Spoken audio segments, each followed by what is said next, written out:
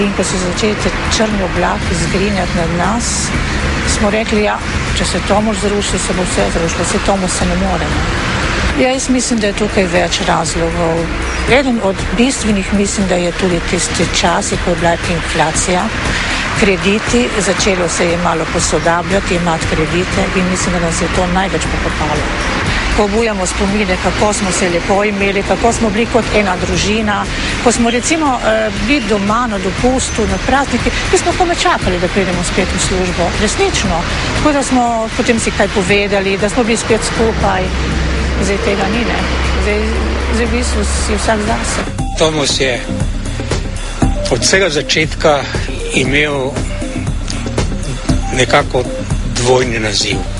Kot politična tovarna in pa kot ena nuja, da se popolni praznina, ki je bila takrat tukaj na obali po odhodu teh italijanskih meščanov.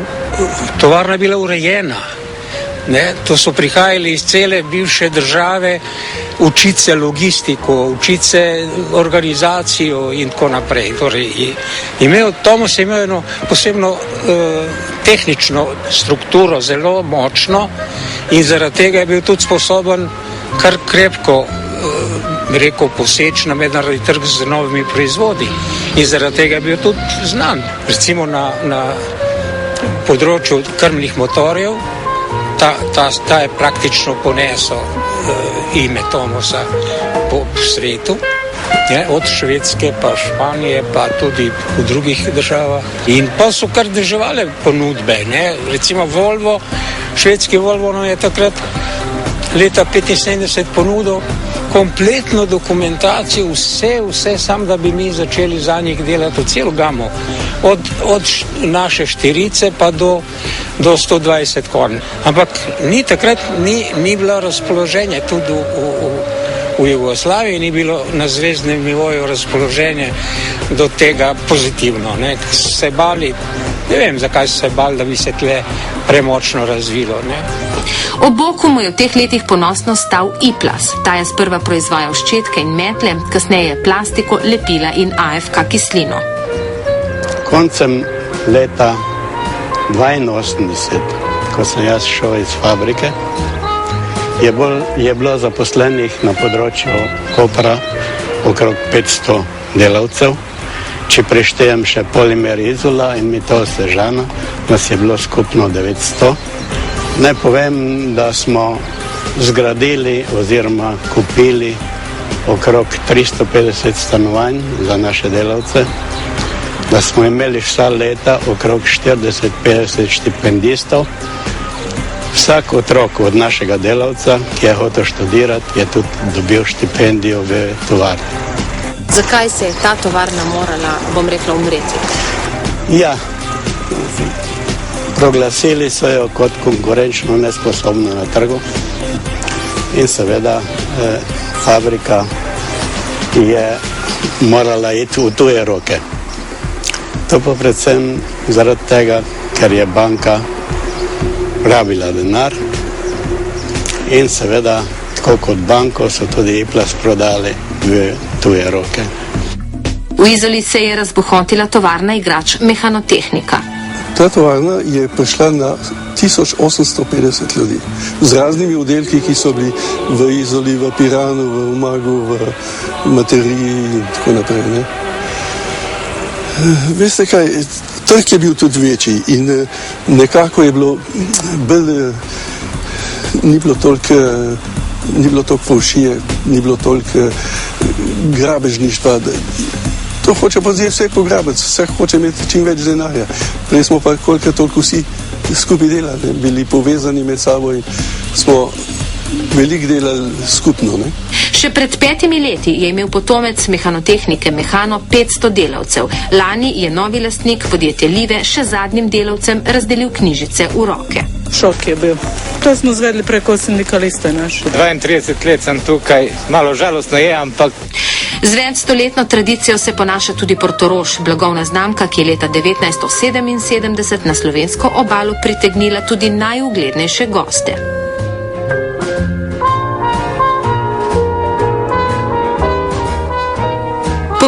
Rogu je v teh letih igral Casino Portorož, ki mu je ob sebi uspelo zgraditi med drugim še marino, letališče, auditorij.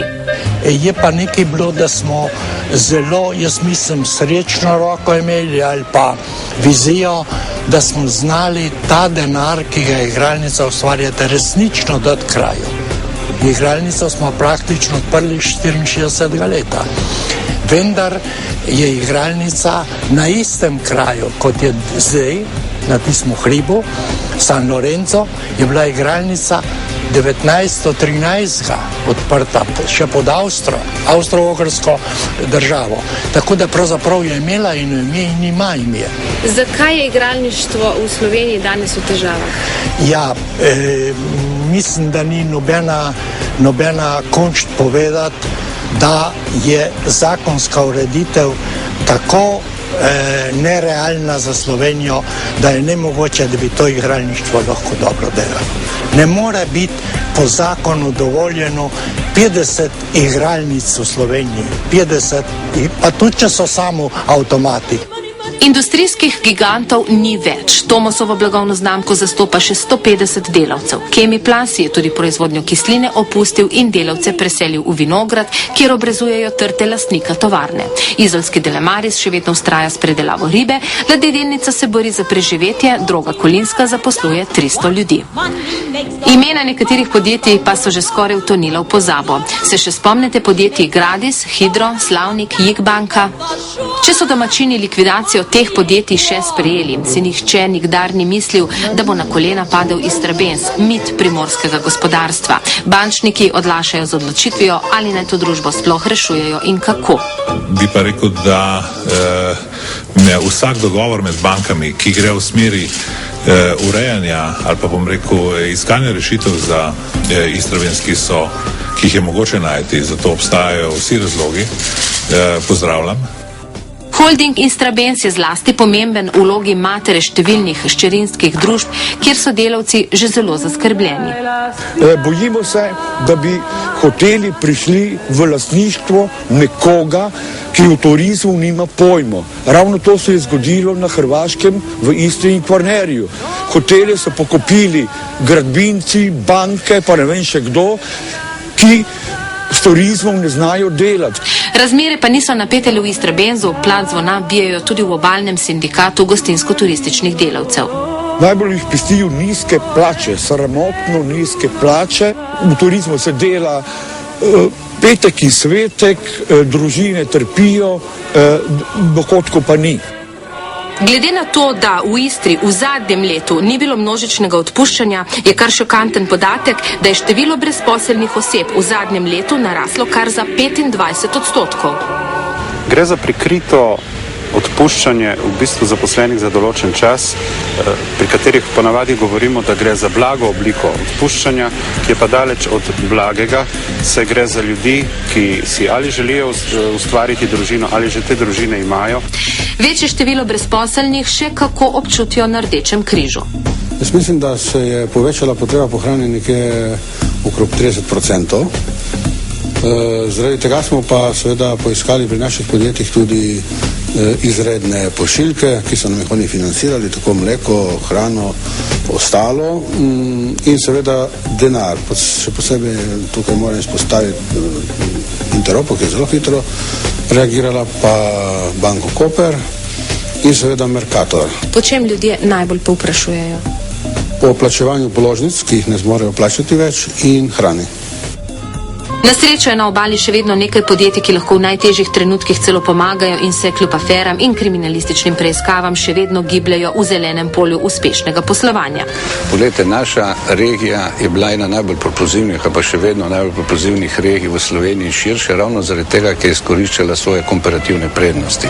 Te prednosti razvoja so morje, luka, pozicija, logistika, transport in temu je treba sedaj dati pravo intonacijo za naprej, ker moramo se vprašati, kaj bo ta regija čez 5 let, 10, 15. Bo država znala prisluhniti?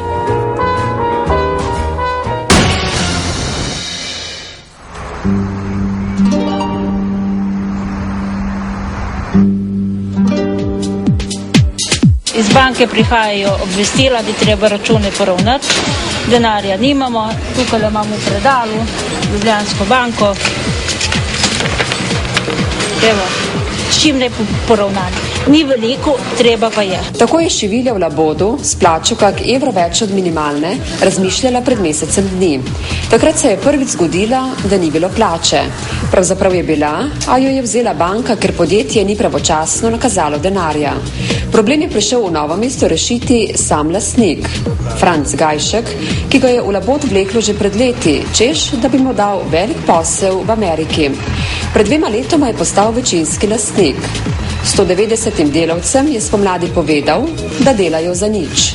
Novinarje pa pospremil v polna skladišča neprodanih izdelkov. Vidite lahko vse te kostime, srajce, vse to, kar se je prodajalo, bila je napačna odločitev o dajanju blaga v franšize, ki so ga lahko v kompletu vračali po koncu sezone, kjer se je ponovno zlikalo. Še vedno je cirka 10.000 minut in več likanja blaga, ki se vrača nazaj v firmo. Nekdo ni dober zašil, drug ni dober to prekontroliral, tam je tudi vodja oddelka. Vsi, da so slabo delali, tudi direktorji, ki so se pogosto menjali. Eden od njih, ki je bil na čelu Laboda dobro desetletje, zdaj podjetje toži za neizplačano nagrado za uspešnost, visoko 48 tisočakov. Zmeraj vztrajate pri nagradi, neizplačani?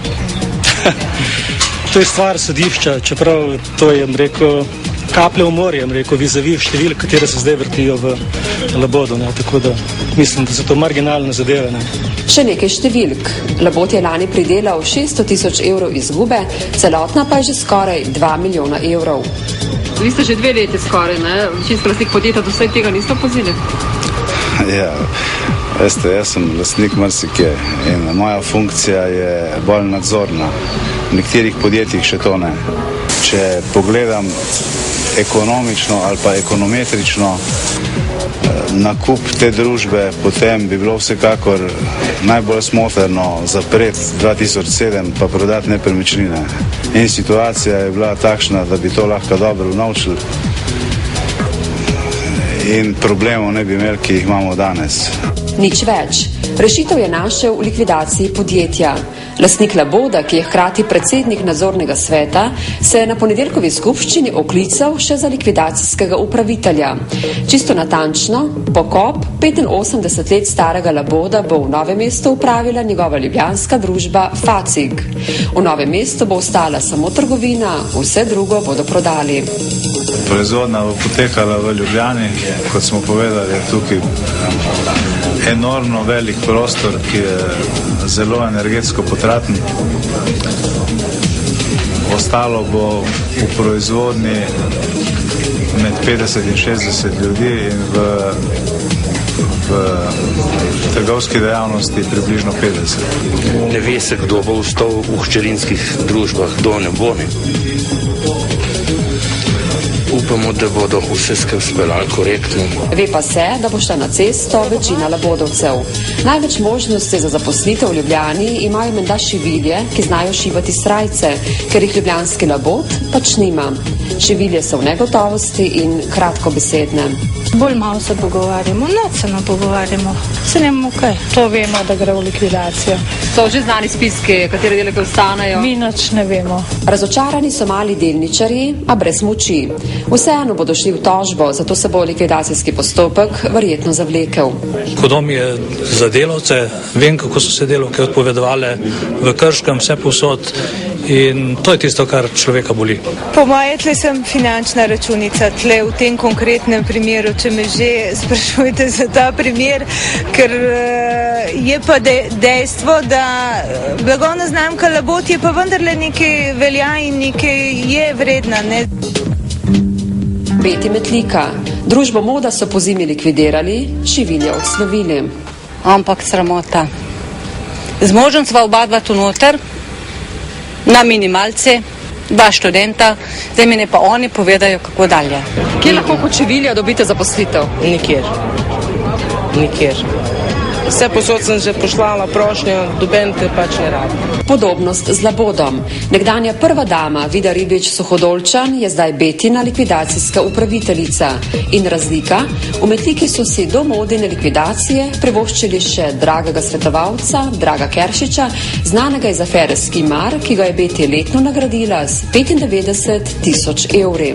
Nam pravijo, da smo predrage, da je cenejša delovna sila izven Evrope, ne? Ker pač šivajo in na Kitajskem, v Srbiji, v Bosni. Tekstil je res čist na tistem minimumu, kar je možno, manj ne morejo v bistvu te delavke ali pa delavci že dobiti, dočim vendarle pa ena Krka, če se tlele pohvalimo, odstopa od vseh standardov po kolektivnih pogodbah dejavnosti. A Krka v druščino Kitarna ne spada. Med večjimi dolenjskimi podjetji je skoraj edina, ki vleče gospodarski voz. Do krize ji je sledil tudi novomeški avtomobilski velikan. Clio in Twingo sta pač avtomobilska malčka, ki si jih ljudje še lahko privoščijo. A neki francoski uradnik je tovarni v Sloveniji naredil škodo z namigom, da se proizvodnja Clio seli v Francijo. Završalo je v Bruslju in pri nas. O proizvodnih količinah vseh Renaultovih tovaren ne odloča Bruselj, ampak centrala Renaulta v Parizu. Tako da so tam kompetentni viri in ne v Bruslju. Ob tem velja poudariti, da v nobenem primeru ne gre za selitev proizvodnje Clio 2, ampak le za dopolnjevanje količin v tovarni Flen in to le začasno od junija do oktobra letošnjega leta. Revoz zdaj dela na polno. Tudi po noči, zato so sprejeli 150 novih delavcev. Tretjino so jih posodili v Adrii Mobil, da jih zaradi manjše proizvodnje niso odslovili. Skrajšani delovnik in nižje plače so v regiji že skoraj pravilo. Ne vem, kako bomo preživeli, ne vem. Ker to, kaj bomo dobili, ne bo še za položnice dosti. Delodajalci so se za kazen znašli na črni listi. Človek bi blago rekel, da je takšno ocenjevanje neodgovorno ocenjevanje in da v bistvu prav gotovo pa nikomur to ocenjevanje nič ne koristi. Govoriti, da smo znižali 10% plače, je sicer načelno res. Samo povejmo še drugo resnico. Mi smo za 10% tudi znižali obremenitve ljudi, se pravi, oni delajo 10% manj. Nekako imaš občutek, da delodajalci vendarle iščejo načine in rešitve, da bi svoje delavce zadržali, ker konec koncev so te delavce nekaj vložili, ti delavci nekaj znajo in če se jutri vendarle situacija popravi, vendarle spremeni, bi te delavce še kako rabili. Za konec še enkrat k Labodu. Tile posnetki so stari več kot 10 let. Takrat so Labodove delavke z Ptuja prišle protestirati v matično podjetje v Novo mesto. Za vsem so bile nezadovoljne, še najbolj z direktorico. Mi smo bili vedno pripravljeni delati. Oddelali smo vedno na vse nadurne naloge, Vso robo smo spravili v pravi čas ven. Nisem nikoli bila pripravljena, da bi šla na cesto. Časi so pa taki, da so nas tak davč pripravili, da smo pač prišle sem. Njihove tovarne že zdavnaj ni več. Naključje pa je, da je Labod ostal povezan s Ptujem. Pa ne s šivanjem, ampak z nogometom, ker je lastnik glavni sponzor tamkajšnjega nogometnega kluba. So ga plačevali Labodovci? To ne drži. Financiranje tega je iz firme, iz tujine. Eno je gotovo. Da se Labodove šivilje po 20-30 letih sklanjanja nad šivalnim strojem ne morejo več poditi za žogo.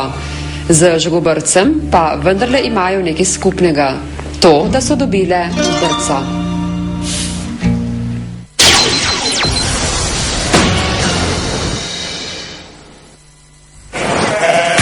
In zakaj pijete prav ta ledeni čaj? Ker ga tudi vsi drugi. Trije razlogi. Okus in okus. Samo Nesti ima okus kot Nesti. Ta četrtek in petek v trgovinah Spar in Interspar sveže pakirano in postrežno piščančje meso Panvita Mir kar 25% ceneje. Popust, ki ga ne smete zamuditi. Rumeno plavuti tun. Kakovost in tradicija Rio Mare. Odlična tunina, ki pričara okus Mediterana. Rio Mare, tako mehka, da jo razneži že grisin. Shranite ozimnico v novi 210-litrski energijsko-varčni No Frost zamrzovalni omari Beko in pri nakupu prihranite 120 evrov. Samo v Merkurju. Merkur. Kdo se javi za akcijo? No, lepo po vrsti. Od četrtka do ponedeljka. Krompir in grozdje 25% ceneje. 5 na dan. Obarvajmo življenje v Mercatorju. Vabljeni v Mozirski gaj na ogled poletne razstave cvetja in predstavitev zasaditve grobov. Od 15. do 23. avgusta. V zahvalo za vaše zaupanje vam Actimel zdaj nudimo po dostopnejši ceni. Saj je novo pakiranje 8 stekleničk 20% cenejše. Actimel vsako jutro pomaga krepiti vašo naravno odpornost. Novi WC-net belilni gel. Prvi čistilni gel z belilom specializiran za WC školjko. Medtem ko tradicionalno belilo steče po steni školjke, WC-net čistilni gel z belilom seže tudi pod rob. Bolje se uprime sten WC školjke, globinsko očisti in temeljito pobeli. WC-net belilni gel ne steče. Shranite ozimnico v novi 210-litrski energijsko-varčni No Frost zamrzovalni omari Beko in pri nakupu prihranite 120 evrov. Samo v Merkurju. Merkur.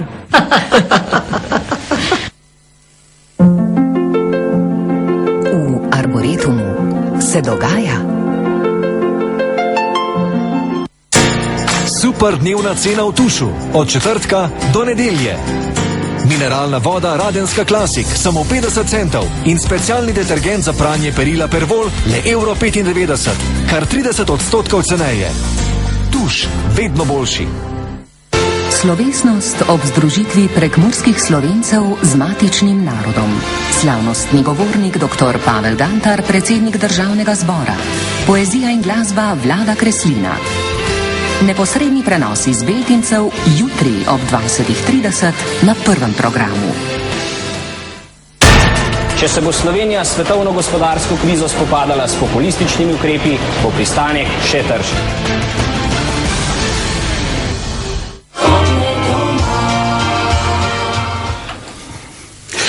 Poslušalke, spoštovani poslušalci, tukaj Radio Kras, glas svobodne Primorske. Javljamo se iz studia Kosovelovega doma za ekskluzivno novico. Samo trenutek. Halo. Ja. Ne. Ma kako so nas lahko te sazitednika že spet prehiteli?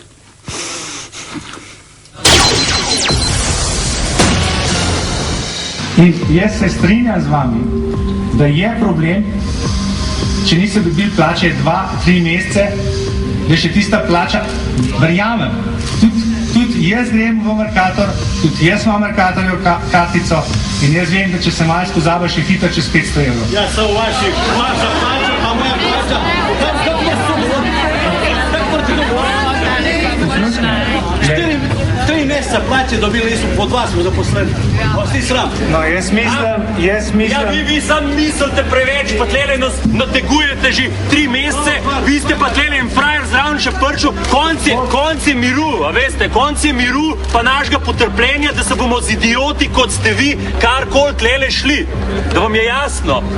In da boste imeli tlele za ovce, poštene ljudi in vidite tlele govorilo o nekih 500 evrih, ljube duše, da jih tle niti zaslužijo ne, dobijo pa sploh ne. LTH, zadnje v nizu gorenjskih podjetij, ki je omagalo v boju za preživetje. Na majskem zboru delavcev so se razblinjale še zadnje iluzije 320 delavcev, ki jim jih je nekaj dni v vlogi rešitelja trosil Iztok Hohnjec.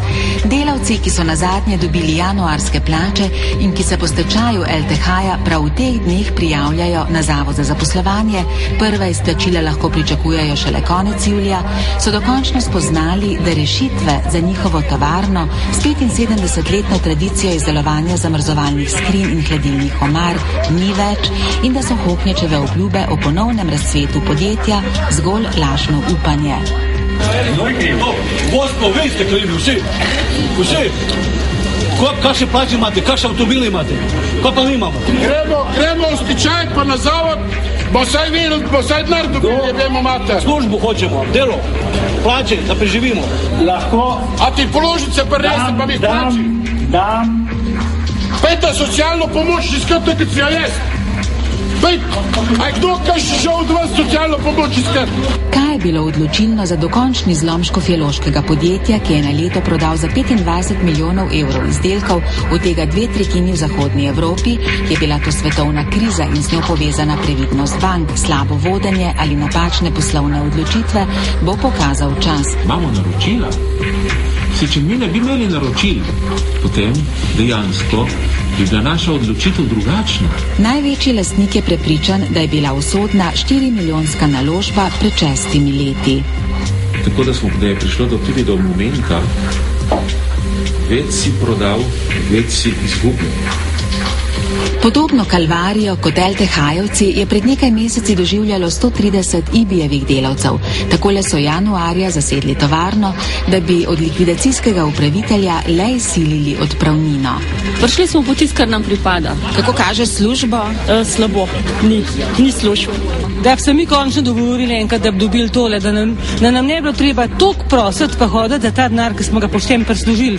Pa tako smo že vsi bolani, brez denarja, po 250 evrov imamo na zavodu, poslušajte, ne moramo preživljati, res ne. Če ne pa mamo imel še živo, ki je 80 let stara, bi lahko šel šantomne špago, sem rekel, bom šel špago iskati v Merkur, pa sem v bistvu zaprl štango. Še vedno skrivnostni lastniki so se namreč odločili za prostovoljno likvidacijo podjetja, podobno kot pred njimi že lastniki gorenjskih oblačil s 100 zaposlenimi in Aquasave, naslednika Textilindusa, ki ga je po stečaju pred 15 leti kupila italijanska skupina Bonacci s 400 zaposlenimi.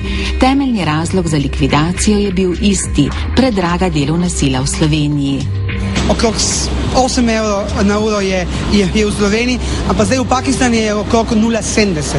Pomeni, da tukaj ne moramo konkurirati s Pakistanom oziroma s Kitajsko, moramo ustvariti boljši produkt. Sedaj pa je prišlo do tega razkoraka, da za 100 zaposlenimi ne moramo ustvarjati dobičkonosne dejavnosti v tekstilni in konfekcijski branži. Lastnike je vodil racionalni interes, da pač je treba podjetje, ki nima perspektive, zapreti. Bila je načrtno narejena, po mojem mnenju. Se so lastniki bojo nekaj od tega dobili, ne nekaj, ampak 298 milijonov si bojo potalali, oziroma so si jih že. V ozadju likvidaciji je bila nedvomno tudi velika želja po zaslužku. Likvidacijski upravitelj IBI-ja je prostodušno povedal, da je premoženje podjetja vredno veliko več, kot znašajo njegove obveznosti. Teh obveznosti je cirka 3,8 milijonov evrov. Medtem ko je po premoženje samo nepremičnina Primskovo teh ocenjena preko 10 milijonov evrov. Mislim, da je to zadosten podatek. Zdaj seveda vse najbolj zanima, kaj bo v prihodnosti na območju 3 nekdanjih tekstilnih velikanov. Kjer so bila gorenjska oblačila, naj bi zrasel sodobni zasebni zdravstveni center. Za IBI in Aquasavo, katerih prodaja zaradi recesije poteka počasneje, se še ne ve. Bojimo pa se, da so tukaj že prevladali drugi interesi, bolj interesi po stanovanjski, pa kakšni drobni poslovni dejavnosti. Mi bomo predlagali in se bomo tudi v to razpravo vključili, da se ti kompleksi ohranijo in predvidijo izključno za poslovno dejavnost. Ko so ugašali nekdanji tekstilni velikani, finančna in gospodarska kriza še ni bila tako izrazita, potrebe po delavcih so bile velike.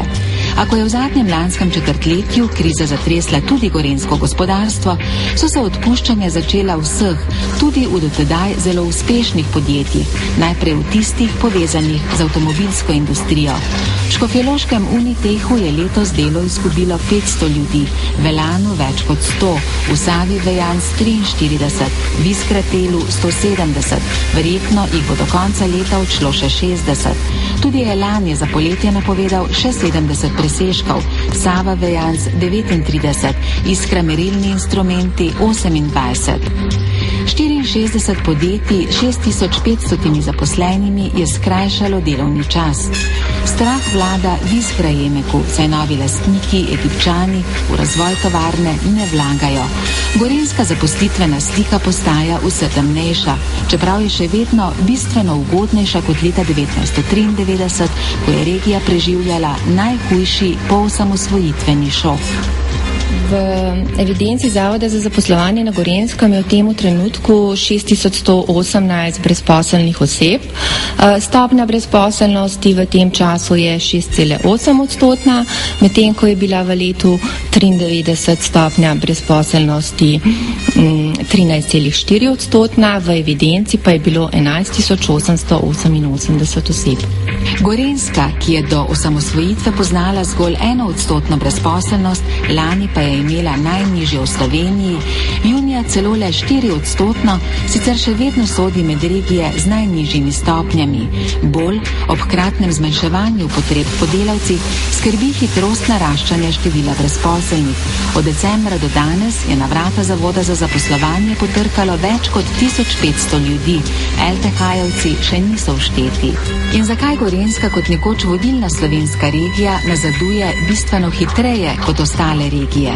Po večini kazalnikov je imela Gorenjska v najboljših časih 10 do 11% delež, zdaj ima le še 8%.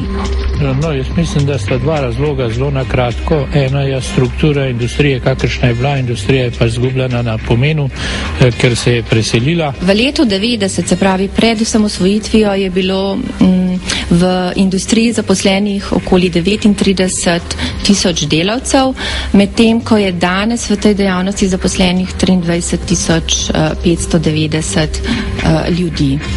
Tako da gre tukaj za zelo veliko zmanjšanje, v bistvu gre za 16.000 delovnih mest, ki so, lahko rečemo, izginila. Drug razlog je pa, mislim, da tudi bližina in dostopnost Ljubljane, ki je na nek način posrkala velik del okolja oziroma ljudi iz tega področja. In če bi mi poskušali vse Gorenjce, ki kakorkoli delujejo bodisi na lokalni, gorenjski ravni ali pa v Ljubljani, kot veste, se vsak dan 16.000 tja vozi, skupaj spraviti, potem mislim, da bi vsi ti ljudje morali doseči mnogo večji fokus slovenskega, bi rekel, investicijskega ali pa gospodarskega voditeljstva na to, da je na Gorenjskem potrebno nekaj narediti. Prihodnost Gorenjske bo krojilo razpletanje svetovne krize, pa moč tistih, ki ji še kljubujejo, denimo Merkur, Sava, Peko, Alpina, Domel in tako dalje. V nekaterih podjetjih že čutijo znamenja okrevanja, vseh še ne. Naš nivo v primerjavi z lanskim letom je nižji med 50 in 60%, in v tem momentu nekih velikih znakov izboljšanja ni. Absolutno pa v letošnjem letu nekega čudežnega premika vzpona ne pričakujemo. Upamo, da nekje dosegamo ta trenutek dno, kar pomeni slabih 50% naročil manj v primerjavi z letom prej. Kako pa kažejo naročila za naprej? Julij mesec je zanimivo nekaj boljši kot trenutno junij.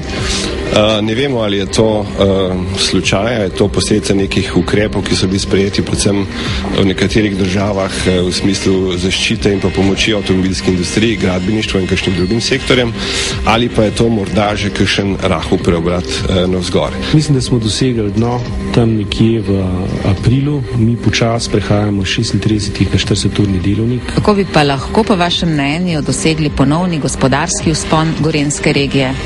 Ja, na to pa ne znam odgovoriti. Če bi to znal odgovoriti, potem pač ne bi bil ekonomist. Pred 2 letoma in pol je bilo vse videti svetleje. Takrat so Gorenjci sprejeli 1,5 milijarde evrov težak razvojni program z več kot 100 projekti, ki bi prinesli vsaj 2000 novih delovnih mest.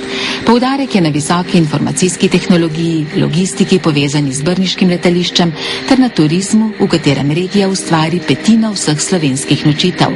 A kaj, ko je uresničevanje programa povsem zastalo? Celo Gorenjski razvojni svet so razpustili, pač v skladu s prilatico, da Gorenjci ne znajo stopiti skupaj in da lobiranje ni njihova močna točka.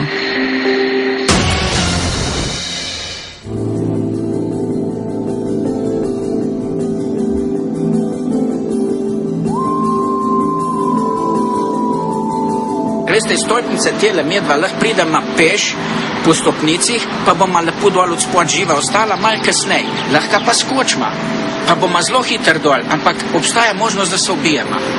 No, in tako smo mi šli v ta nov sistem, Namesto bi šli postopoma, pa vse, kar je dobro obdržalo, ostalo pa dograjevali, smo preprosto skočili stolpnice.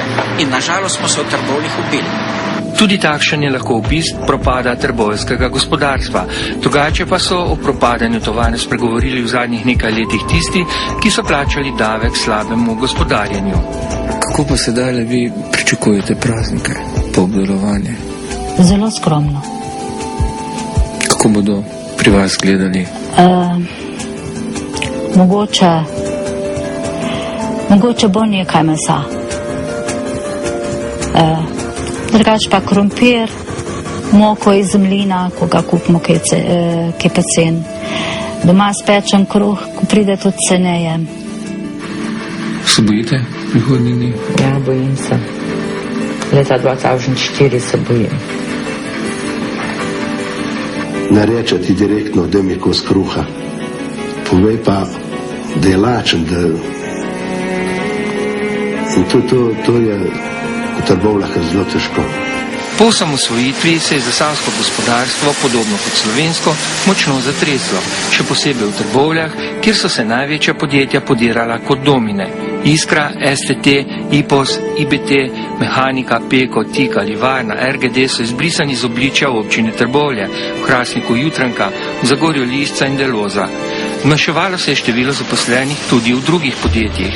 Začel se je zapirati rudnik Trbovlje-Hrastnik in takrat smo v Zasavju izgubili okrog 8000 delovnih mest. V letu 90 je bilo na področju naše območne službe Trbovlje, se pravi Zagorje, Hrastnik, Trbovlje in Litija, prijavljenih okrog 1800 brezposelnih oseb, kar pa se je takoj spremenilo v letu 1991, ko smo beležili skoraj 4000 in je brezposelnost vse do leta 1998 zelo naraščala in dosegla vrh 5200 brezposelnih oseb. Kdo je kriv za propadlo gospodarstvo v Trbovljah in Zasavju? Očitno nas so izigrali in sindikati, in država, in uprava Peka, vse. Njihova edina vizija je čim hitreje pripeljati podjetje do stečaja, ljudi na cesto in kar najhitreje napolniti svoje žepe. Ni čudno, da so razžaloščeni delavci včasih poskušali vzeti stvari v svoje roke, kot v Tekproju, še enem velikem nategu zasebnih lastnikov in politike na račun delavcev. Jaz nimam s tem zdaj nič, jaz sem svoje naredil. Ja, pa umka pokličta. Pa mislite, da se mi zdaj bavamo? Da mesto mene za talcami, ali kaj? Ja. Ja, čakaj. V letošnjem letu se pridružujejo novi opeharjeni delavci. Edina tovarna smo, kar bo propadala z embalažo. Pa to ni res. To mora biti res. Novi vladari Zasavja podirajo tovarne in gradijo trgovine. V Trbovljah pada Strojna, za Hofer in Lidl, v Zagorju v bivši Delozi padajo Kegli, na Dolu pa je v bivši Jutranki gostilna. Gradijo se neki centri potrošni, dobro, tudi to je, vse potrošna, tudi neki pomen za ljudi, ampak teprvo treba denar ustvariti, da ga lahko zapraviš, ne? Zasavju je nova gospodarska kriza hitro pokazala zobe. V letošnjem letu kot posledica finančne gospodarske krize pa spet beležimo precej skokovit porast brezposelnosti. Deloma je bedo olajšala možnost začasnega čakanja na delo.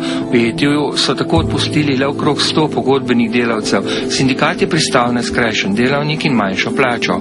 Ker si želimo ohraniti čim več delovnih mest, sploh pa zaposlenih za nedoločen čas.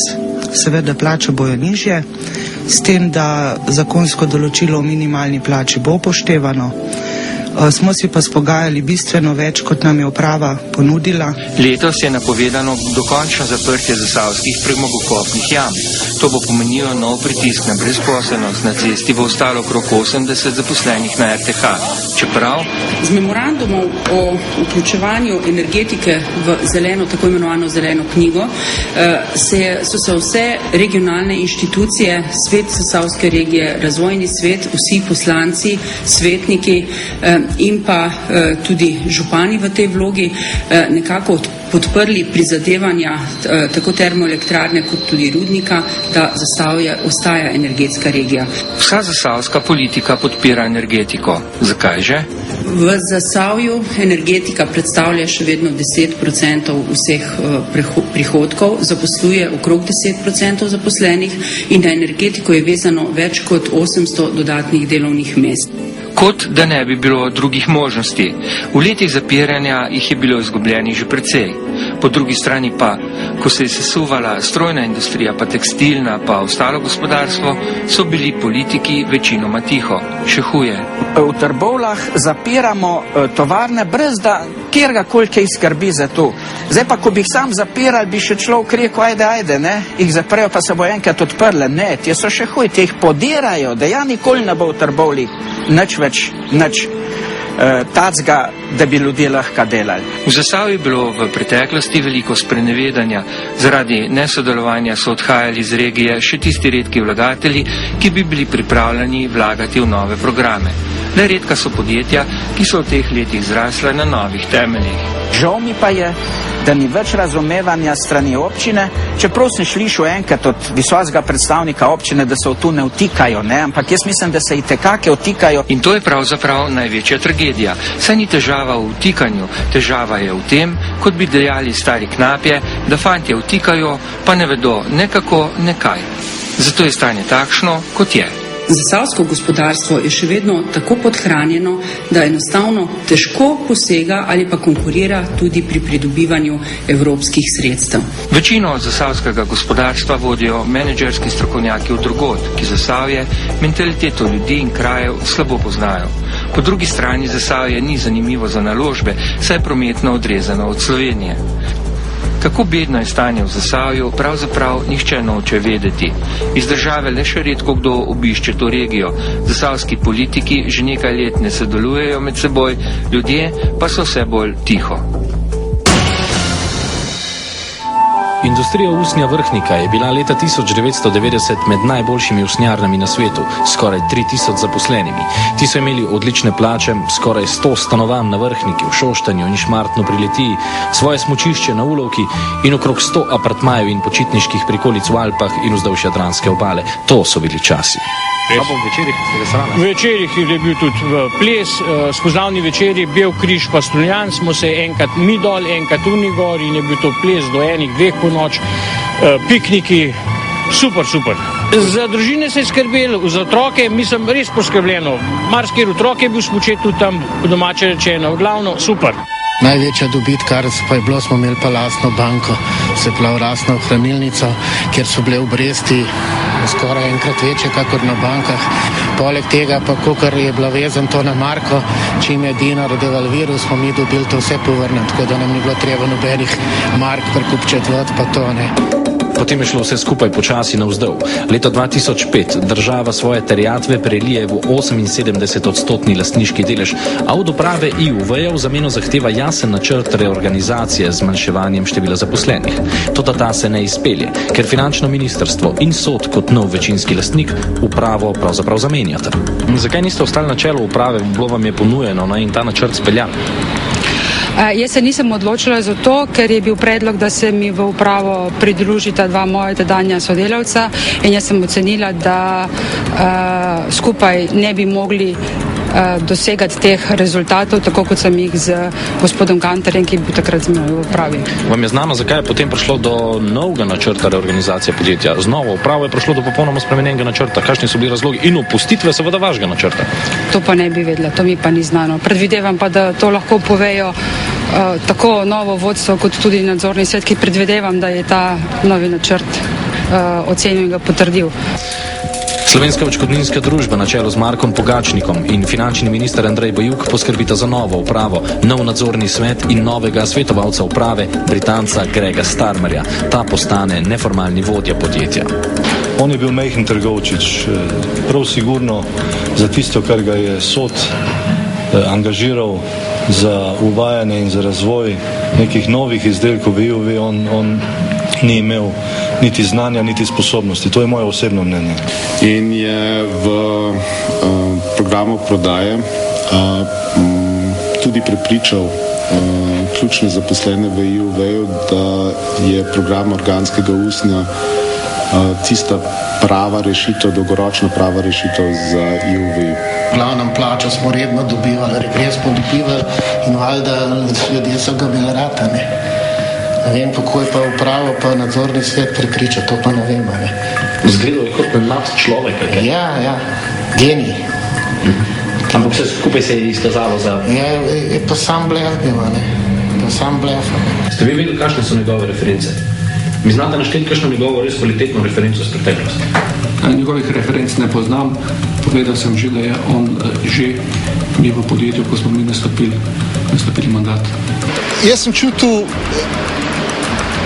dobre namene in prepričanje, da je ta načrt edina prava alternativa, ker pravzaprav od 70 let se pravzaprav v IOV program ni spreminjal in evidentno ni dajal rezultatov.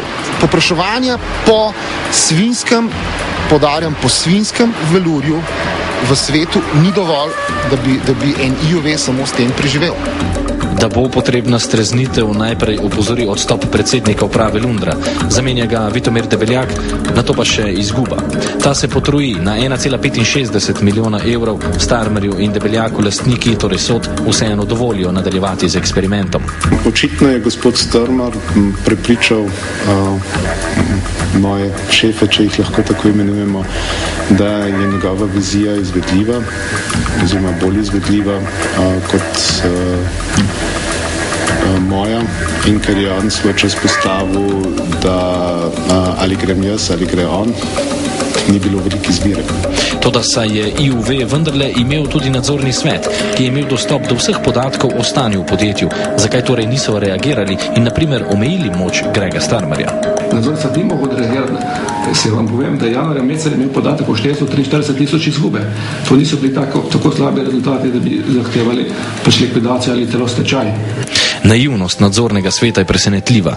Uradno je Debeljakova in Starmerjeva uprava torej izračunala, da ima podjetje leta 2007 slabega $500 milijona izgube. Revizija pokaže, da je ta gromozanska, 3,6 milijona evrov. V letu 2007 smo začeli z, lahko rečem, revolucionarno prenovo informacijskega sistema. Lahko da je zaradi same te implementacije informacijskega sistema prišlo do diskrepanc, vendar je bil v tem nadzorni svet obveščen, da imamo s tem informacijskim sistemom težave. Leta 2008 začne izguba strahovito naraščati. Še vedno se ne zgane nihče, ne nadzorni svet, ne 78% lastnik Pogačnikov sod, ne finančno ministrstvo. Debeljakova uprava skupaj s Starmerjem ostane na čelu podjetja do novembra 2008, dolg naraste na 10 milijonov evrov, z IUV-jem je konec. Nabavili so okoli 5 do 6 tisoč komadov govejih kož, 35 tisoč komadov ovčjih kož, 11 tisoč komadov jelenovih kož. Vse to je danes v nedokončani proizvodni v količini približno 70 do 80 tisoč metrov, kar znaša 3 milijone evrov. To je pa kar 4 plače kompletnega kolektiva IUV. In Šturmerja noben ni vprašal, zakaj je lahko to počel z prostimi rokami. Plan I put together, the tenders I made, kept 650 people in their jobs for 2.5 years, longer than that. So in one hand, I was responsible for keeping this place open for longer than it was going to. These are published tenders, these are published documents, people should read them. Sledi stečaj in na dan pridejo nove podrobnosti. Greg Starmer je 3 leta prejemal 13.500 evrov mesečne bruto plače. 275.000 evrov je podjetje plačalo za najem trgovine v Los Angelesu. Tudi to je bila Starmerjeva ideja. Tja so poslali tudi za 150.000 evrov izdelkov, od katerih IUV ni dobil niti dolarja. Starmer naj bi uporabljal tudi IUV-jevo plačilno kartico, si z njo plačeval letalske karte in tako dalje. And if things were wrong, then we will have to answer for them, and that's not a problem. But it was going to be shut, and it was kept open, and it didn't work. And of course, I feel responsible. And I really don't think if you interview, maybe I'm wrong, but I think some people here at least know I tried. In leto 2008 je bilo ustvarjena realizacija za 12 milijonov evrov, ob tem je izguba presegala 10 milijonov evrov in dolg do dobaviteljev, bank in delavcev je preko 15 milijonov evrov. To so frapantne številke in to je nadzorni svet vendar moral spremljati in moral videti in moral odreagirati.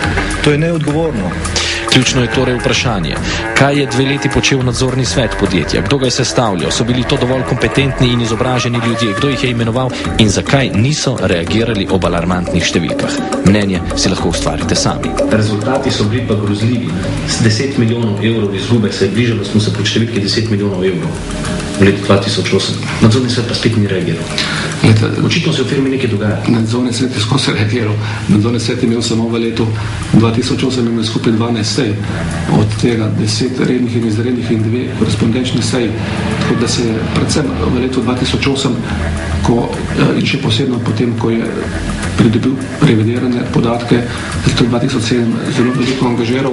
4 od 6 članov nadzornega sveta, tudi predsednika Šebenika, je leta 2006 imenoval lastnik, torej sod. Nobena skrivnost pa ni, da je bila prvi kadrovik v IUV-ju politika s finančnim ministrom Andrejem Bajukom. Prej ste omenjal v dogovoru z gospodom Bajukom, pravzaprav, ki je bil takrat finančni minister, ne? To je bilo več dogovorov, to je bil gospod Bajuk, to je bil gospod Pogačnik. Se pravi, je v bistvu Greg Starmer na nek način mogel prepričati tudi njih, da je njegov program pravzaprav tisti, ki bi v IUV popeljal iz krize. Očitno, ja. Gotovo je bil Greg Starmer izbor tudi ministrstva za finance, da. V enem določenem trenutku se mora človek odločiti in pač gospod Pogačnik in mogoče tudi gospod Bajuk sta se pač odločila, kot sta se odločila. Vnovič je na mestu vprašanje, če bo kdo za sprejete ali ne sprejete odločitve tudi odgovarjal. Verjetno ne, saj je pač država, naj se razume cinično, v IUV vendar vložila sa 40 milijonov evrov davkoplačevalskega denarja in se poigrala z dostojnim življenjem le 650 delavcev, ki bodo zdaj dolgo obremenjevali blagajno Zavoda za zaposlovanje in predvsem sami skupaj z družinami nosili težke socialne posledice brezposelnosti. So na njem živeli ti. To je vse za danes. Če bo šlo tako naprej, bodo črni slovenski knapi kmalu le še preteklost. In v njih ter udarjenju bodo prihodni rodovi lahko izvedeli kaj pametnega, morda le še iz učbenikov ali filmov. Mnogi Zasavci pa so se že ali pa se še bodo pridružili armadi brezposelnih, ki bo preživela le s socialno pomočjo in dobro voljo tistih, ki so pripravljeni pomagati prek humanitarnih in drugih organizacij. O ljudeh, ki živijo na robu socialnega dna, bomo govorili tudi v naši prihodnji oddaji. O tistih, ki so obupani, pa tudi o onih, ki so kljub telesni ali duševni hendikepiranosti vseeno optimisti. Nasvidenje spet prihodnji četrtek.